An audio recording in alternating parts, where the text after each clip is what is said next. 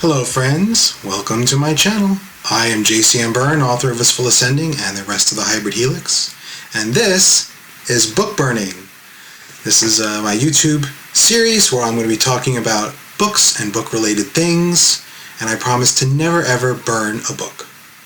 So today I'd like to talk about genre, specifically science fiction versus fantasy, which is a topic people love to talk about, usually not in a useful way, and I think I have a better way, so I'm going to share it with you. You can disagree.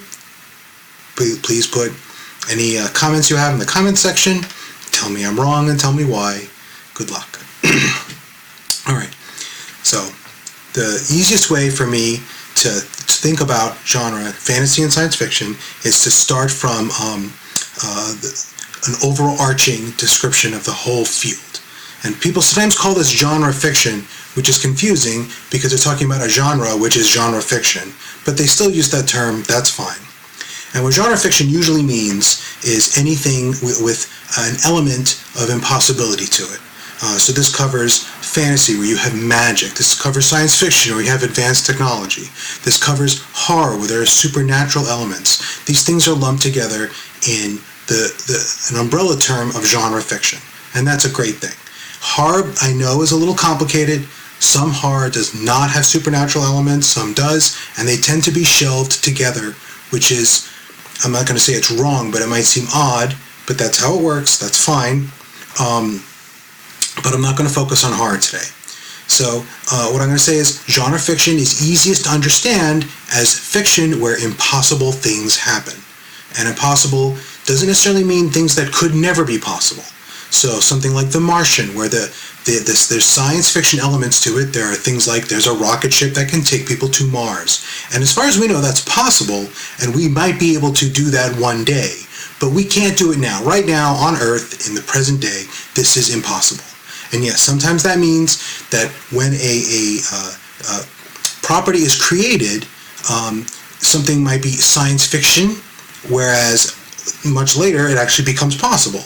You know, if you wrote Dick Tracy made calls on his watch, that was a science fiction element in those stories. Now we can actually make calls on our watches. That's not impossible anymore. But it was a science fiction element because from the point of view of the creator at the time it was created, it was a science fiction element. It was impossible. So we have impossible things. And this spans, again, fantasy and science fiction, and people get very hung up on whether something is, a given property is science fiction or fantasy. And they think, well, if we're breaking the laws of physics, that's fantasy. And someone will say, well, but then in Star Trek they have a warp drive. Warp drive breaks the laws of physics. Why is that science fiction and not fantasy? Whereas Tolkien, where you might have a ring that makes you invisible, is fantasy. Like, what's the difference? And I think the difference is both more complicated and much simpler than people think. And I'm going to give you my hypothesis, my ostensive definition that I think will be most useful for people to use. And it goes like this. In fantasy, the impossible things are attributed to magic. And in science fiction, the impossible things are attributed to technology. And that is it. Tempted to end the video there, but I feel like I should explain a little more thoroughly what I'm trying to say. So if you look at something like a classic science fiction property like Star Trek, yes, they can travel faster than light. Yes, that is both impossible in the sense that we can't do it now, and it breaks the laws of physics as we know them. We think it's going to always be impossible. It's not simply engineering we don't have. But in Star Trek, they explain it as a technological advance, that there's a machine, a warp drive in the ship that helps them go faster than light. The conceit of the show is that the laws of physics as we understand them now are incomplete, and then in the future they'll have a deeper understanding and they won't be breaking any laws, they'll be using a machine. And compare that to something like I said, like Lord of the Rings, the One Ring, makes you invisible. It's not a technological item. There's no machine. There's no factory that can churn out these things. It operates on mystical properties. It's called magic. Lord of the Rings is a fantasy. No one's really going to argue that. And if you stick to that bifurcation, it makes everything very simple. When you have, when you have urban fantasy takes place in a modern setting. So there are things like cars, there are computers, there are cell phones possibly. Some urban fantasy could take place in a past historical setting like 1920s Chicago, but then all the technology from 1920s Chicago is present, plus there's magic. There are vampires, or there's wizards, or there are fairies. There's magical elements added to the world. And then you can have near future science fiction. You can have something like Blade Runner, which is relatively, few technological advancements beyond what we have today, to things that are set thousands and thousands of years in the future with technology that is almost magical in the sense that it can do a tremendous variety of things, but is still described as technology. And to make things even more fun, you can do both, because why not? So what are some lovely examples of having both? Some of the hottest properties and the biggest properties in modern media do that. Let's look at Star Wars, everybody's favorite example. Does Star Wars have advanced technology? Sure it does. People get in ships, they fly around. Blasters, there are droids, clearly mechanical devices that are very advanced. We can't build a droid right now, but in Star Wars, they have droids that are, again, machines. There's no indication in Star Wars that droids are mystical. They're just advanced machines. Ships are advanced machines. There's technology. It works the way technology works. People can fix it with a wrench. They also have force powers. And that's not a machine. That's some mystical thing that comes from organic beings, people, that don't really follow. You can't fix the force with a wrench. It's a circuit board. The force is magic. It doesn't use the word magic, but the terminology is very clearly around magic. You have edge cases even in places like Star Trek. I don't know if Q's powers, they try to thread that line of saying he's just a very advanced person. Somehow people can evolve to this state where they can do these amazing things, but his whole civilization has them. Q's not a wizard, he's just a member of a species that advanced to a certain place. So they call that a technological advance. It's iffy, but that's the language they're using. So we call Star Trek science fiction. We call Star Wars science fiction, but really it's better to think of as science fantasy.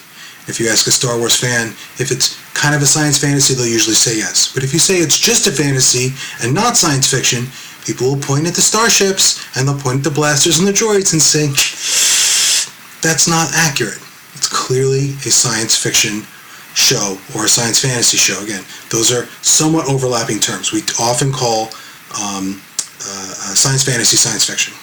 So, what is the point of making these distinctions? Well, one is it's useful to know what you like to read and what you like to write. Some people prefer one of these or the other, and that's fine.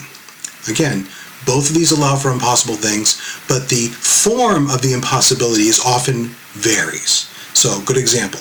In Star Trek, when they need to go faster, they increase the output of some kind of generator. They go to a higher warp drive number. They're throwing levers. They're putting input into a computer. That's how they get further output out of their system. When they want to develop a better engine, there are teams of engineers working in a research facility to take the technology they have and refine it and advance it to a further level. When you have a magic system, it doesn't work like that. The Jedi don't work like that. There's no factory pumping out bigger and better Jedi. If you think about magic, people might sacrifice an animal to a god, right, to get a magical effect. You're not going to have a bunch of goats wheeled in to the engine room in Star Trek and have their throats slit so that we can hit warp 9. It's just not how it works. Technology also is usually has different, works the same for different people. So if there's a blaster, usually people can pick up the gun and they point it and they pull the trigger. In fantasy, with magic, there's often a lot of training, or the magical powers are attached to a certain bloodline or a certain type of person or a certain race. They can use the magic. Only people from a certain family. Other people can't. You have to pass some kind of arbitrary test, like prove their worthiness or their moral character, or it doesn't work. Magic is often almost alive. It's passing judgment in a way that'd be very surprising for your car to do. You get a very fast car. Your Tesla doesn't judge your moral worth. You have to draw a sword from the stone to get the maximum output from your battery in your vehicle. Right? That's just not how technology works. So the decision on whether something is technological or magical has an impact on how it has to play out in your world. There are things that are very hard to pull off with magic in terms of who can use it, its effects, and technology also brings with it certain kind of assumptions. Another good example is technology has pieces to it. This is a little harder to explain, but if you have a heat-seeking missile and it's technological, that implies that you have some kind of technology for sensing heat and for moving the missile around. And you could have you would assume that you could also have something else that can sense heat.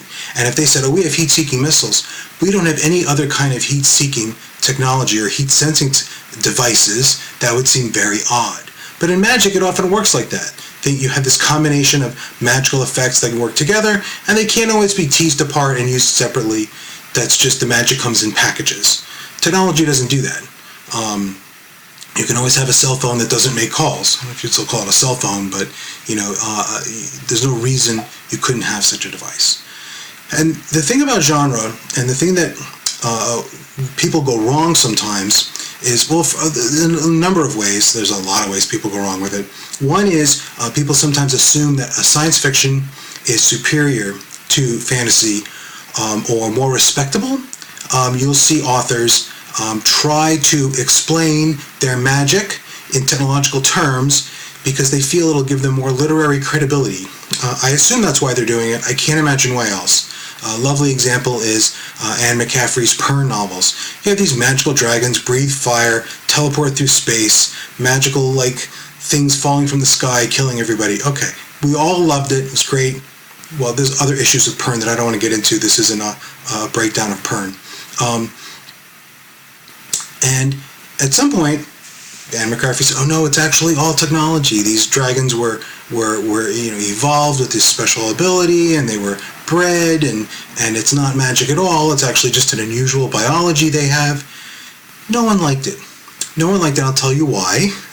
The reason is, when you read a fantasy, you accept there is magic in it, and readers are very good at that. You accept this is magical. This is something I can accept. That they're in this setting, in this world that I'm immersing myself in.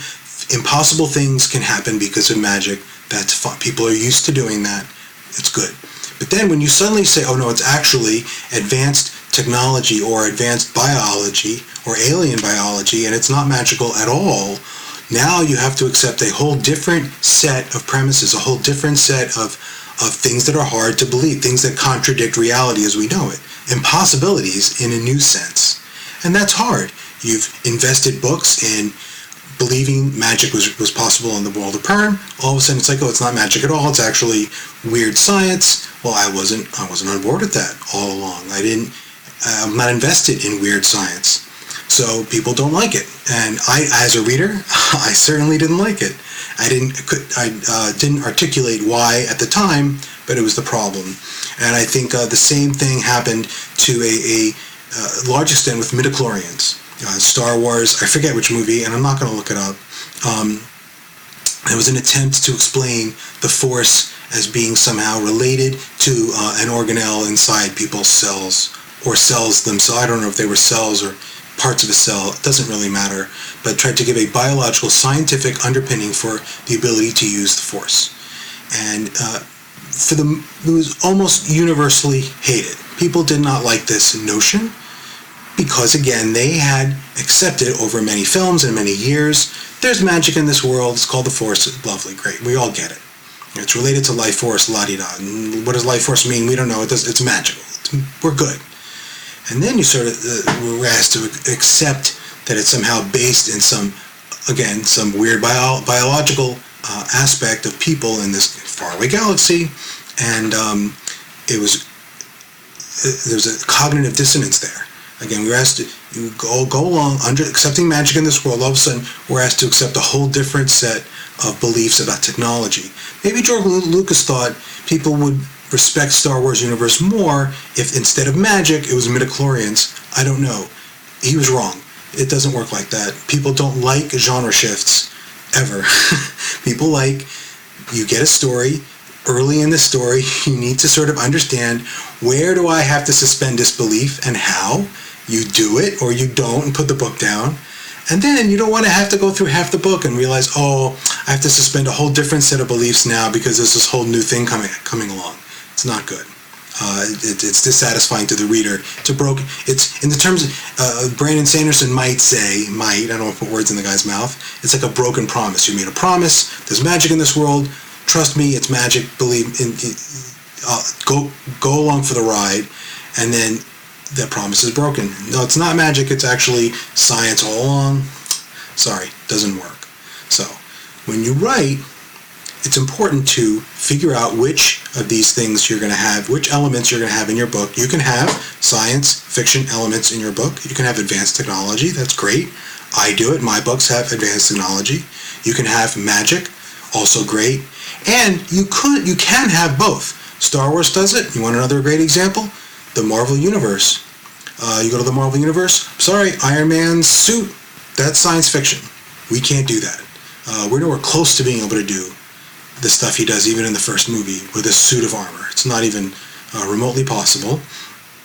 But what Doctor Strange does, literally next to him sometimes in the Avengers movies, is magic. He's using forces that are magical. It's not advanced technology. It's not nanobots or whatever it is, right? It's not explained that way. It's very clearly magic, and they are right next to each other.